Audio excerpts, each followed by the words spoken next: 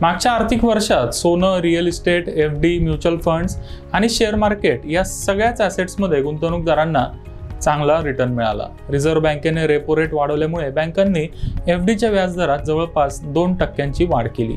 एक वर्षापूर्वी 60,000ला ट्रेड करणारं सोनं आता 72,000 रुपयाच्या वर गेलंय। निफ्टी आणि सेन्सेक्सने मागच्या एक वर्षात साधारण 28% रिटर्न दिलाय। रिअल इस्टेटमध्ये देखील चांगली कामगिरी पाहायला मिळाली। पुण्यासारख्या शहरात घरांची सर्वाधिक विक्री झाली, त्यामुळे ॲप्रिसिएशन आणि रेंटल यील्ड मिळून गुंतवणूकदारांना सरासरी 10%पेक्षा जास्त रिटर्न मिळाला।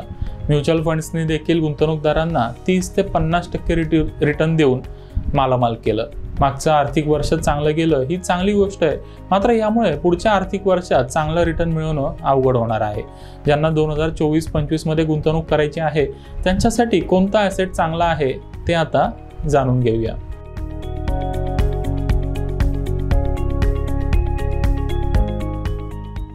सगळ्यात आधी ज्यांना कोणतीही जोखीम न घेता 3 ते 5 वर्षांसाठी गुंतवणूक करायची आहे त्यांच्यासाठी एक ॲसेट आहे, तो बघूया।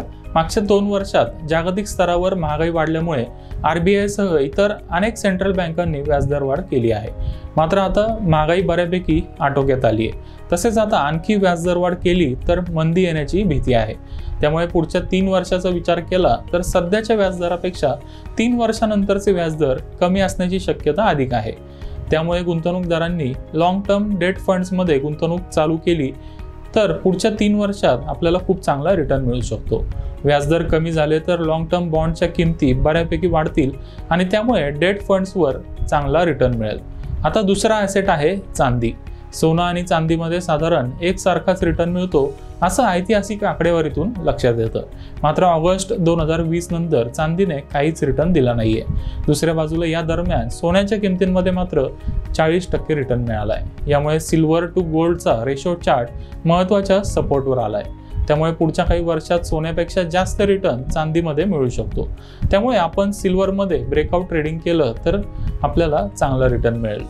आजचा आपला तिसरा ॲसेट आहे बँक निफ्टी किंवा प्रायव्हेट बँकांचे शेअर्स। मागच्या एक वर्षात बँक निफ्टीने निफ्टीला बऱ्यापैकी अंडर परफॉर्म केलंय। मागच्या एक वर्षात निफ्टीने 28% तर बँक निफ्टीने केवळ 19% रिटर्न दिलाय।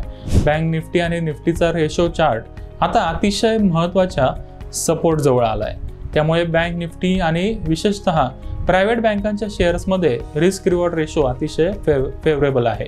बँकिंग फंड, बँकिंग बीज, बँक निफ्टी फ्युचर्स किंवा HDFC आणि कोटक सारख्या शेअर्समध्ये टप्प्याटप्प्याने गुंतवणूक केली तर पुढच्या 3 वर्षात आपल्याला चांगला रिटर्न मिळू शकतो।